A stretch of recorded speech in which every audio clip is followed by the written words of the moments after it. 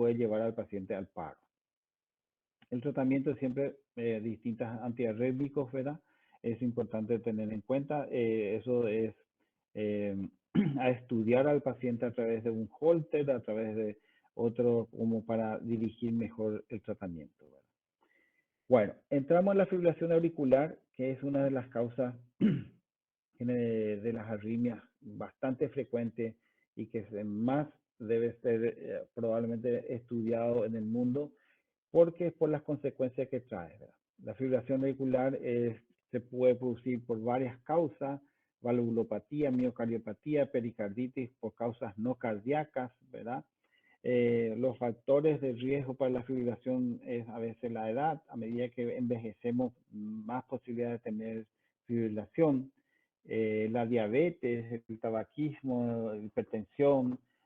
La hipertensión es la primera causa de la fibrilación auricular casi siempre, y más todavía en Paraguay, por la hipertrofia que se produce y los distintos focos de la aurícula que se empiezan a despolarizarse o a enviar sus impulsos, y de esa forma elude al nódulo sinoauricular, ¿verdad?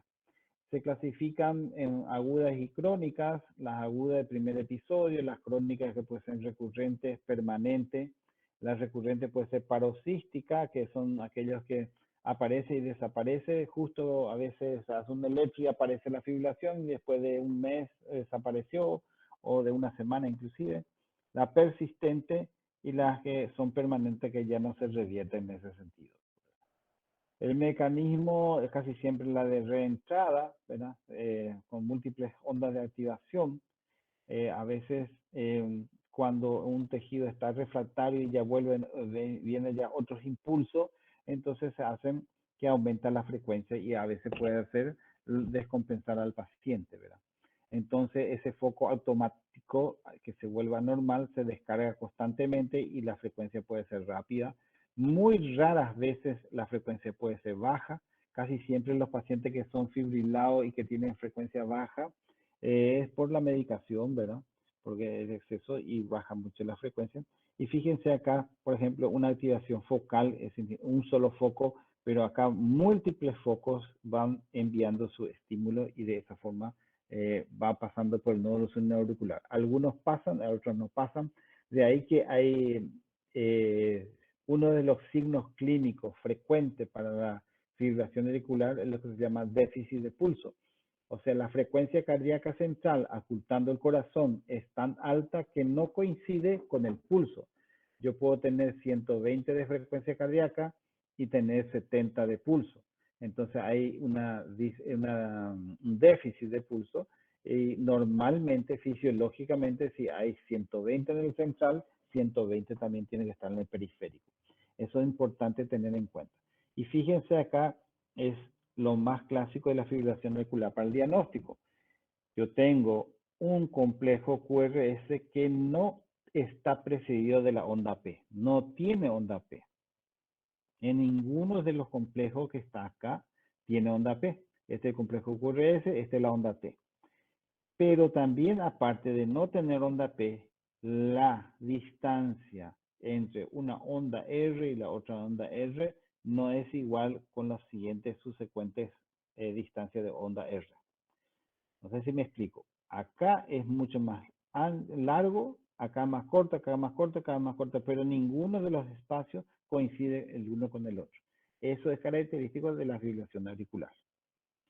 En cuanto a lo que es importante tener en cuenta cuando se presenta el paciente, es que si ese paciente que tiene fibrilación auricular tiene estabilidad hemodinámica.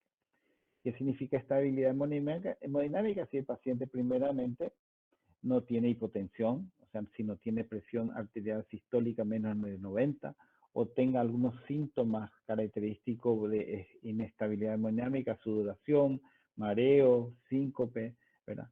Si es que tiene estabilidad hemodinámica, entonces yo puedo tener el tiempo para empezar a hacer un tratamiento.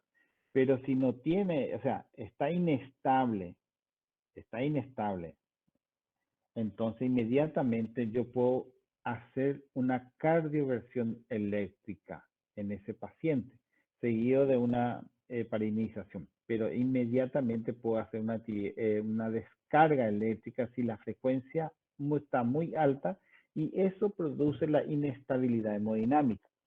En cambio, si no tienen inestabilidad, entonces puedo evaluar al paciente, realizar una profilaxia de trombosis, realizar inmediatamente si es que tiene un ritmo sinusal o voy a investigar si no tiene una cardiopatía, si es que el paciente, en ese caso, si tiene una cardiopatía y de repente dispara y se tiene trastornos hemodinámicos, entonces de vuelta puedo descargarlo eléctricamente o utilizar antiarrítmicos como la flecainida, propafenona, como para controlar el ritmo. Una cosa es controlar el ritmo y otra cosa es controlar la frecuencia. Si yo quiero controlar la frecuencia, me voy al otro lado y veo si es que puedo utilizar los beta bloqueantes de acción rápida endovenosa y controlo la frecuencia. Pero si yo quiero controlar el ritmo, que significa es volverle al ritmo sinusal, entonces utilizo otros antiarrítmicos que va a volverle al ritmo sinusal. Entonces, si el paciente está fibrilado más de tiempo, entonces tengo que ver si controlo la frecuencia, porque ya no le voy a revertir al ritmo sinusal. Entonces, si solo voy a controlar la frecuencia, tengo que usar antiarrítmicos y voy a tener que anticoagular al paciente, porque el paciente ya se va a predisponer, es un riesgo a producir trombosis, ya sea trombosis cerebral y produciendo un accidente cerebrovascular. De ahí que es importante ya tener si hay la fibrilación auricular persistente o permanente, entonces voy a estar anticoagulando al paciente. Ahora, si el paciente es de primer episodio, ¿verdad? Tengo que investigar muy bien de esa forma. Si es menos de 7 días, entonces puedo cardiovertirlo, pero previamente anticoagularle. Y si es que es persistente y larga evolución, porque ya hace rato, pero nunca se controló, entonces es muy difícil revertir ya ese ritmo sinusal en ese sentido.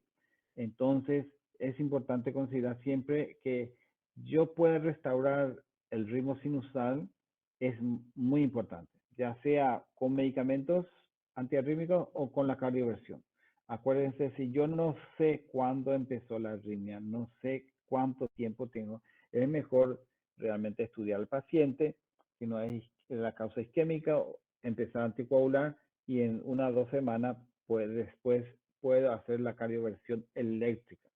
Si en esa cardioversión eléctrica que realizo no funciona, entonces ya no puedo realizar más cardioversiones eléctricas probablemente y puedo ver si un estudio electrofisiológico me puede ayudar como para producir una ablación en ese sentido. Acá nada más para mostrarles los fármacos que se pueden utilizar. Esto pueden tener en todos los libros están los betabloqueantes de acción rápida y que se usan en forma intravenosa, los antiarrítmicos como la amiodarona, ¿verdad? Flecainida, el sotalol, no tenemos eso en nuestro país. Acuérdense que la quinidina también se estaba usando, principalmente cuando estábamos usando en el paciente con COVID, también puede producir una prolongación del QT. Entonces, es importante en el manejo del paciente con fibrilación auricular, ¿verdad?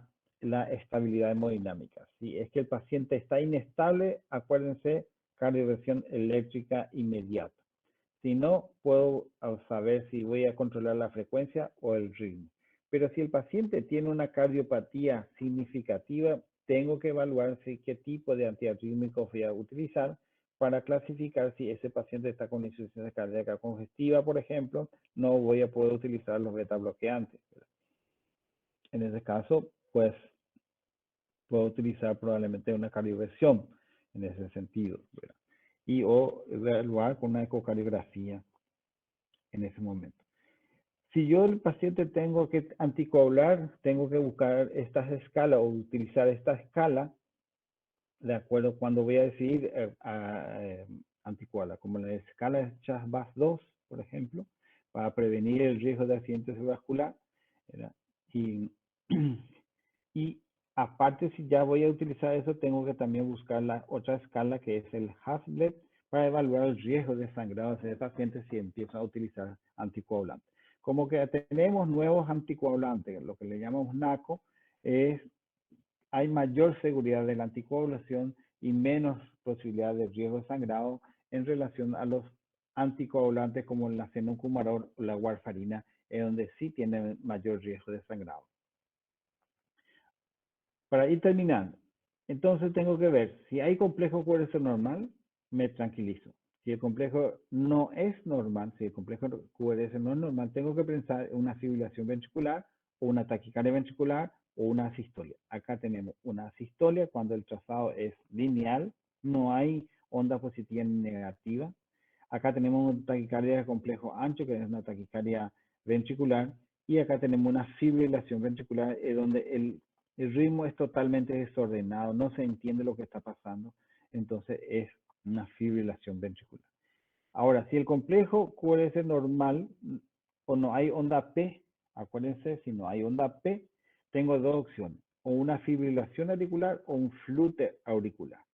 Fíjense que la fibrilación auricular es como hemos dicho, no tiene onda P y es irregular. En cambio, el flúter auricular tiene una onda F de flúter, parece un diente de serrucho, y es más regular el ritmo, a diferencia de la fibrilación auricular. En cuanto a intervalos, dijimos ya las de radiarritmia, de los bloqueos. Los bloqueos principalmente hay que ir pensando cuando yo veo el primer grado, cuando principalmente solamente el segmento PR está alargado. Si esto está más alargado, más de 0,20 segundos, entonces estamos ante un bloqueo AB de primer grado. Cuando esto se hace progresivo y de repente aparece una onda P sin el complejo QRS, estamos hablando de un bloqueo de segundo grado MODIS tipo 1. En cambio, en MODIS tipo 2, fíjense acá donde está la fecha, aparece todo está, pero hay uno sin conducción otra vez. Ese tipo 2. Y el bloqueo tercer grado es cuando el ritmo del aurículo va por su cuenta y el ritmo ventricular va por su cuenta. O sea, no es sincrónico. Acá tiene onda P y el QRS está en cualquier parte. O sea, no hay un seguimiento estricto como hemos visto en el electrocardiograma normal. Y para entender también otra parte de la taquicardia, principalmente. Fíjense, este trazado de abajo de la derecha, donde dice taquicardia supraventricular, es clásico de los pacientes jóvenes, a veces que tienen las palpitaciones y se desespera el paciente, a veces parece que le falta el aire, y tiene una frecuencia, fíjense, más de 250 de frecuencia latidos por minuto, pero tan regular, es tan regular, que entonces es para pensar lo primero una taquicardia supraventricular. Si esta taquicardia, la mayoría de las veces el paciente viene a veces extraído o por lo menos no ha perdido conocimiento, pero si esta taquicardia hace que se produzca una alteración de hemodinámica, también su indicación directamente es una calibración eléctrica. Esto también es importante saber cuando se va a producir la cardioversión eléctrica, que debe ser sincrónico, ¿verdad? Para que pueda caer justo sobre esa despolarización, o si no, se va a producir otra nueva arritmia complicada y que le puede llevar a una asistolia y paro sin reversión de las arritmias. Y esto es otra cosa de una frecuencia de taquicardia también, ¿verdad? Pero que va rotando distintas formas que presenta el complejo, y esto es lo que se llama la torsade points, que es una de las taquicardias también ventriculares muy graves. Bueno, en este tenemos nada más para mostrarles unos ejemplos de electro y terminamos. Acá fíjense cómo es tan regular los complejos, pero tiene ondas de F, perdón, en este trazado, como si fuera un flúter, pero este flúter se agrega una, un complejo totalmente diferente a la otra, como es lo que se llama una extrasístole, ¿verdad? Acá tenemos un complejo totalmente irregular, ¿verdad? En este otro electro de la derecha, totalmente irregular, no hay onda P, y es lo más frecuente para recordarnos de la fibrilación auricular. Y en este, en cambio, fíjense, hay un complejo y de repente desapareció los complejos. Pero el paciente no tiene pulso. A este le llamamos actividad eléctrica sin pulso. Eso es importante tener en cuenta también. En este, lo primero que se tiene que hacer, en este caso, es un masaje cardíaco inmediatamente. Bueno, creo que es el último. O sea, muchísimas gracias por el espacio, y esta es la bibliografía donde salieron todas las arritmias de esta clase principalmente. Estoy ahora para las preguntas, si hubiera, Fernando. Sí, eh, doctor, muchísimas gracias por tu excelente exposición. Aseguro que todo lo que hoy nos expusiste lo vamos a llevar a la práctica como médicos el día de mañana. Es un completo honor para nosotros tenerte como disertante y te agradecemos muchísimo tu buena predisposición con nosotros por enseñarnos un poco de todo tu gran conocimiento en este interesante tema. Y esperamos volver a contar contigo en futuras actividades. Sin ningún problema, a las órdenes, ¿verdad? Sin ningún problema. Para lo que es mejorar la salud y el conocimiento de medicina, para eso estamos. Gracias, doctor. Muy bien. Ahora habilitamos 5 minutos para que los participantes puedan escribir sus preguntas en el chat. Así después hago lectura de las mismas al doctor. Ahí tengo una pregunta, dice, ¿cuántos joules se descarga en caso de la fibrilación auricular? Cuando hay una inestabilidad hemodinámica y hacer una descarga, principalmente uno empieza a preparar y utiliza el desfibrilador bifásico. Antes se utilizaban los monofásicos, y 150 joules con el bifásico sí funciona muy bien para la descarga. Inclusive con 100, a veces algunas arritmias ya revierten.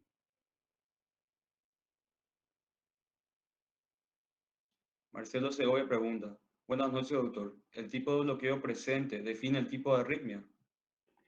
Claro, el bloqueo puede ser de origen, como ya le dijimos hace rato, aurículo-ventricular. Ese bloqueo puede ser primero, segundo y tercer grado, así como dijimos. Cuando no hay relación de la aurícula con el ventrículo, es tercer grado. Pero también puede haber bloqueo de rama derecha y bloqueo de rama izquierda, en ese sentido, ¿verdad? Esos son más benignos, digamos. Pero los otros bloqueos, como un bloqueo de rama de tercer grado, pues tiene una frecuencia muy baja. María La Luján de- Rivas pregunta. ¿En qué derivación generalmente se mide la distancia entre las ondas R para ver el ritmo irregular? las ondas P y el ritmo se verifica principalmente la derivación D2 o D1. O si el paciente o el electrocardiógrafo te hace una tira de ritmo, entonces vos podés hacer justamente ese cálculo.